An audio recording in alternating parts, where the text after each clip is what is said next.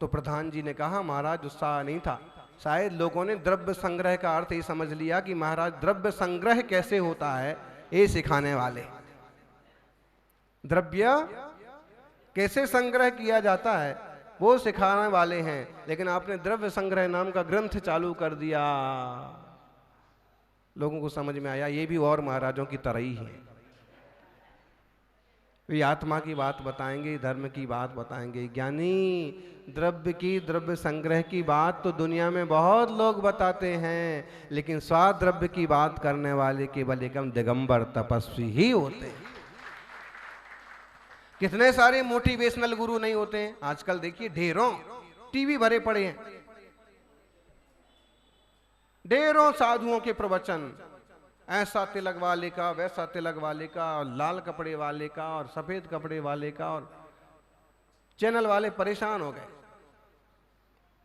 अब इतने सारे प्रवचनकार हैं, इतने सारे मोटिवेशनल गुरु हैं, और आजकल तो कई साधु सन्यासी भी मोटिवेशनल का चोला पहन करके वो भी उसी में कूद गए।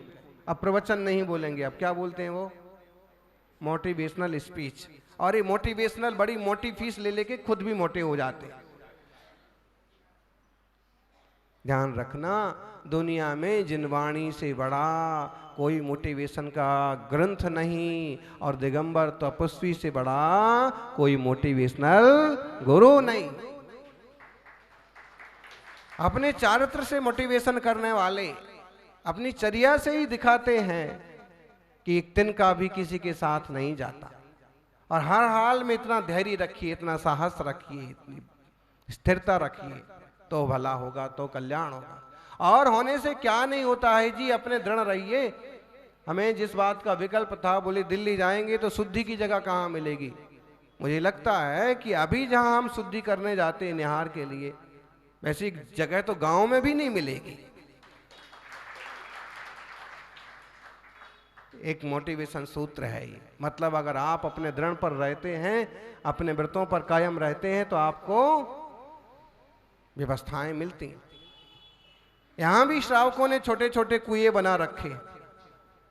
यहाँ के श्रावक बहुत समझदार हैं। पहले जमाने में क्या होता था, बहू लड़ती थी, झगड़ती थी, सास बहू का झगड़ा होता था, बहुत ज्यादा नाराजी होती थी, तो बहू क्या करती थी, यहाँ के लोगों ने समझदारी का काम किया, कुआं ही इतना बड़ा बनाया है कि किसी का पांव भी उसमें नहीं घुस सकता।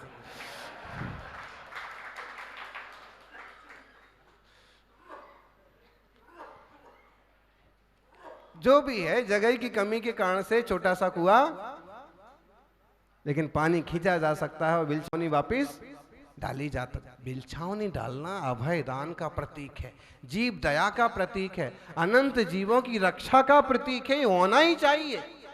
इससे जुड़ी हुई वो वाली कहानी हम आपको सुनाएं, आपने सुनी भी होगी, विजय सेठ विजया सेठानी। इस शास्त्रों का एक प्राचीन प्रसंग है।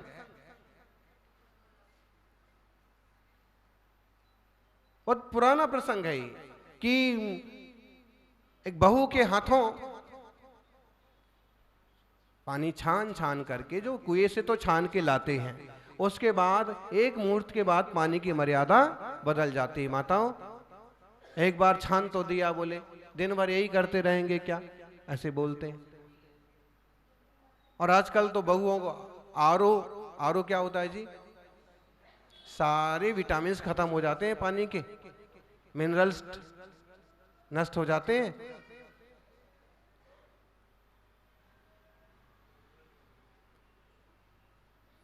तो हर मुहूर्त में छानना पड़ता है।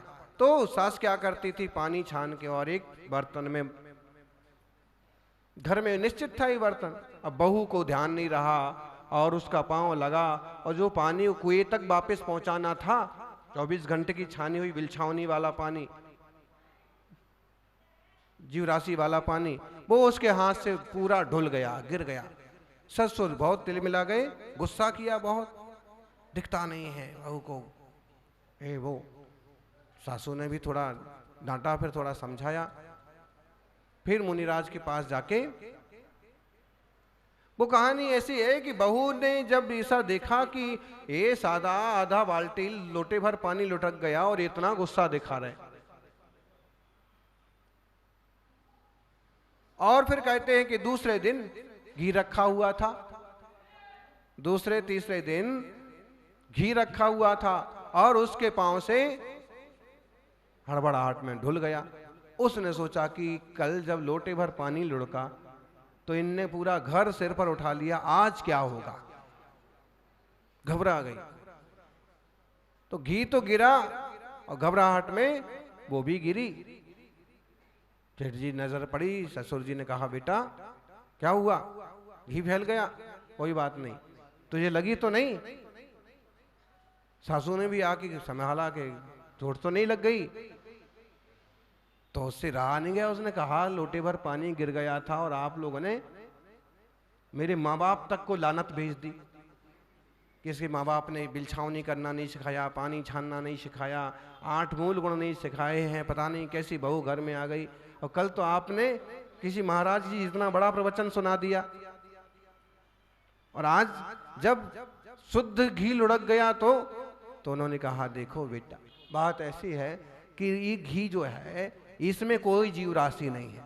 जब तक इसका स्वाद नहीं बिगड़ता है तब तक इसे उपयोग किया जा सकता है, और गिर गया तो कोई जीव मरा नहीं है। लेकिन वो बिलछावनी में हम असंख्यात जीव राशि मानते हैं। जिनवाणी कहती है कि बिलछावनी बिना छना पानी बहुत जीव राशि से युक्त है। इसलिए वो जो अपराध हुआ उस कारण से रोष आ गया था। अब उसका प्रायश्चित लेंगे।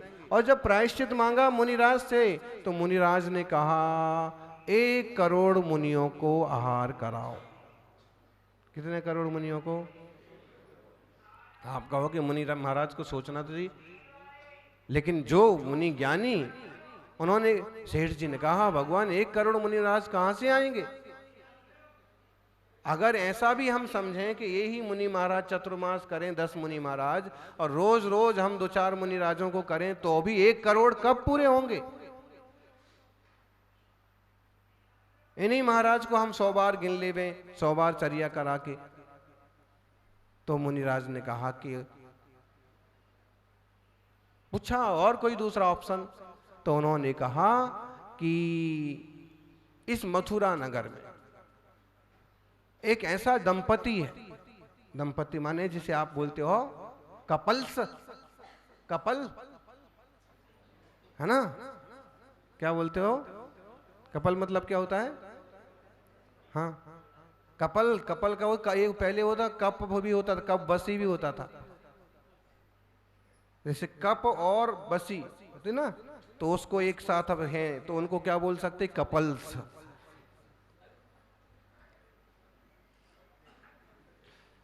इसका मतलब दंपति जोड़ा होता है, ठीक है। तो उन्होंने कहा कि इस नगर में ऐसे हैं एक जोड़ा कि युवा है, शक्ति संपन्न है, धन संपन्न है, लेकिन उनका ब्रह्मचर्य व्रत है। तो एक दूसरा उपाय है कि आपके घर में काले वस्त्र का चंदूबा बांधा जाए और रोज एक दंपति का आहार कराया जाए। जिस दिन उस दंपति का आपके घर में आहार हो जाएगा उस दिन वो काला चंदोबा भी सफेद हो जाएगा, और उस दिन आपके इस वाले पाप का प्रायश्चित पूरा हो जाएगा। ये जीव राशि के घात वाला पाप कट जाएगा। है तो कठिन ये भी, लेकिन ये कराया जा सकता है। हम जैनी हैं और रोज जैनी साधर्मी भाई को किसी भी निमित्त से भोजन करा देंगे, बुला लेंगे, क्या दिक्कत की बात है। तो वो उनने चालू किया, और ऐसे रोज देखते, कभी मुनि राजों का भी आहार होता, कभी साधर्मी श्रावकों को बुलाते, कभी 1 जोड़ा, कभी 10 जोड़ा, कभी जैसा संपन्न सेठ थे, भक्ति भाव से भरे हुए लोग, और साथ में संपन्नता हो तो उनकी उदारता और कई गुना बढ़ जाती है। इन्होंने को भी लगा कि काला चंदोबा है, लेकिन करना क्या है, इनने भोजन के लिए बुलाया है, भोजन करो और निकलो। लेकिन उनके दोनों के भोजन करते ही, हाथ धोते ही और जैसे वो निकलने को तैयार हुए कि काला चंदोबी का रंग सफेद हो गया, चांदी जैसा हो गया। निगरानी के लिए जो लोग उपस्थित थे, आज नगर सेठ के बेटे बहू के साथ आए तो सेठ जी खुद उपस्थित थे। देखा, आश्चर्य हुआ और उनने उनके पांव पकड़ लिए। आपके भोजन करने से हमारे बिलछावनी वाला जो दोष हुआ था उस अपराध का प्रायश्चित हो गया। और मुनिराज ने जैसे कहा था, आज हमारा काला वाला चंदुआ सफेद हो गया। और जब उनने ऊपर नजर डाली तो ध्यान में आया कि जब हम बैठे थे तो तभी काला चंदुआ था, सच में सफेद हो गया। तो जिनने पांव पकड़ लिए सेठ ने, उन्होंने कहा कि धन्य है तुम दोनों युवा हो, बुद्धिमान हो, धनवान हो, और फिर भी ऐसे अखंड शील व्रत का पालन करते हो। पति पत्नी होने के बाद भी अखंड ब्रह्मचर्य का पालन करते हो। मुनिराज ने कहा था कि अखंड ब्रह्मचारी और शादीशुदा जोड़े का आहार होगा तो ये काले से सफेद होगा। इतना प्रताप होता है शील व्रत का, संयम का, ब्रह्मचर्य अणुव्रत का। फिर सारी कथा उनसे पूछी गई कि मामला क्या है। तो उन्होंने कहा कि भाई, मैं जिन मुनिराज के पास पढ़ता था उनने मुझे बहुत शास्त्र सिखाए, धर्म सिखाया, और जब मैं निकलने लगा तो मैंने कहा कोई व्रत दो। तो मुनिराज ने कहा कि क्या चाहते हो। तो मैंने सोचा कि इतना बड़ा अच्छा धर्म का अध्ययन किया है तो कम से कम ब्रह्मचर्य व्रत स्वीकार करें। तो मुनिराज ने समझाया कि तुम बड़े सेठ के बेटे हो, तुम्हें विवाह करना पड़ेगा तो ही तुम्हारी सेठाई आगे चलेगी। तो ऐसा करो, ब्रह्मचर्य व्रत तो ले लो, लेकिन शुक्ल पक्ष के 15 दिन का ब्रह्मचर्य, 15 दिन की छूट रहेगी। गुरु की बात को माना, व्रत ले लिया। उधर क्या हुआ, दूसरे जगह कहीं ये सेठानी जी ये माता जी के पास, मुनि संघों के पास रहने, उनके पास पढ़ने का कैसा संस्कार होता है। माता जी के सानिध्य में इनका ज्ञान अर्जन हुआ, और जब वहां से शिक्षा पूरी हुई तो इनने भी व्रत लिया। योग संयोग से इसी तरह की बात इनने कही। योग संयोग से वो माता जी ने इनको कृष्ण पक्ष का ब्रह्मचर्य का नियम दिला दिया। और माता पिता, हम लोगों के माता पिता ने, अरेंज मैरिज होती है ना आजकल, तो ढेर तरह की मैरिज होने लगी। माँ बाप को पता ही नहीं पड़ेगा और छोरा छोरी बच्चा लेके आ जाएंगे। बिल्कुल गलत बात है।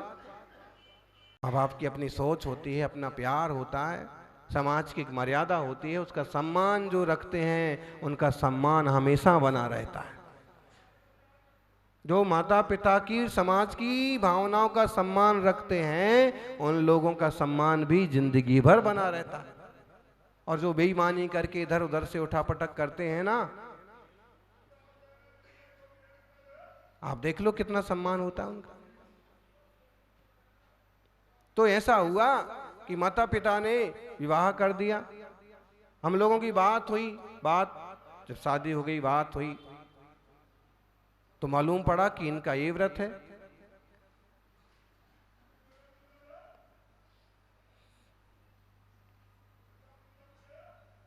इसमें खास बात एक ही और है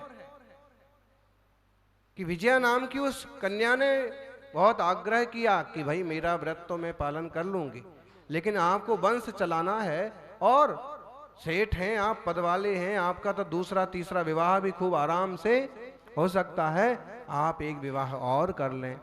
मैं अपने व्रत और धर्म ध्यान करती रहूंगी और आप अपने हिसाब से अपना परिवार को आगे बढ़ाएंगे। तो उस पुरुष का पौरुष देखिए। उनने कहा कि एक महिला होकर के तू ब्रह्मचर्य व्रत का पालन कर सकती है, तो एक पुरुष होकर के मैं क्यों नहीं ब्रह्मचर्य व्रत का पालन कर सकता। शील और धैर्य, ये सत्व, ये गुण कहलाते हैं। आजकल के आपको कुत्ते जैसे लोग मिलेंगे, कहीं भी मुंह मारते फिरते ढेरों मिलेंगे। धैर्य वाला धर्मात्मा गिनती के मिलेंगे, जो सौभाग्यशाली कुछ यहाँ बैठे हैं, कुछ कहीं और मिलेंगे, वरना कैसी गंदी घटनाएं हो जाती। तो मैंने भी, और फिर हम दोनों ने ये निश्चय किया, जिस दिन ये मालूम पड़ेगा कि साथ साथ रहने के बाद भी हमारा अखंड ब्रह्मचर्य हुआ, जिस दिन समाज को, माता पिता को ये मालूम पड़ेगा, उस दिन हम दीक्षा स्वीकार करेंगे। और सेठ जी, आपके घर में हमारा ये धारणा हुआ है, आहार हुआ है, अब पारना तो तब होगा जब दीक्षा हो जाएगी और मुनि आरिका बन के तपस्या के लिए चले जाएंगे। ये कैसे गजब के आदर्श हैं। ये कहानी दो चीजें जोड़ती है, एक तो छानने वाले पानी की भी कैसी गरिमा और महिमा है, और उसकी बिलछावनी की रक्षा का कितना ज़्यादा पुण्य होता है, बिलछावनी ठुकराने का कैसा पाप होता है, ये पूरा श्रावक का विषय जुड़ता है। और दूसरा, एक श्रावक श्राविका का शील व्रत कितना जबरदस्त हो सकता है। साधु भी दांतों तले उंगली दबाने को दबाना पड़ेगा, ऐसा आजकल जहां कई नामधारी लोग व्रती कहला के पूरे व्रत नहीं निभा पाते, और ऐसे भी इतिहास में लोग हो गए। तो युवाओं, युवतियों, इस पर थोड़ा चिंतन करने की जरूरत है।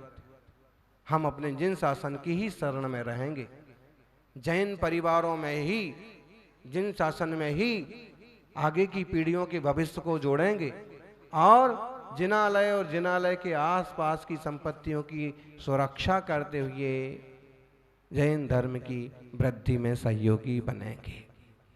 इस कल्प वृक्ष की छाया में आने वाले एक एक प्राणी का कल्याण होगा। पक्षपातो न मे वीरे न द्वेषो कपलादिषु युक्तिमद वचनम ऐश्या तस्य कार्या परिग्रह। भगवान महावीर से मेरा कोई पक्षपात नहीं है, और ना किसी और से मेरा द्वेष है, लेकिन जो इन श्रेष्ठतम वचनों की शरण में आएगा, इस धर्म की शरण में आएगा, उसका कल्याण होगा, उसका भला होगा। इसलिए सारे लोग इस मार्ग से जुड़ें, और आप जिम्मेदार लोग हैं, जिम्मेदारियों को निभाएं और आगे बढ़ें, यही मंगल भावना। जिस तरह से हमारे गुरुवरों ने, अंकलिकर आचार्य आदि सागर जी, अंकली के जन्म में हुआ था उनका, और उद्गाम कुंजवन में समाधि हुई, जिस तरह से उन्होंने यह मार्ग जीवंत किया, अपन सभी भी कुछ ना कुछ जरूर करें, यही मंगल भावना। जय बोलिए 24 तीर्थंकर मुनि सुब्रत भगवान की।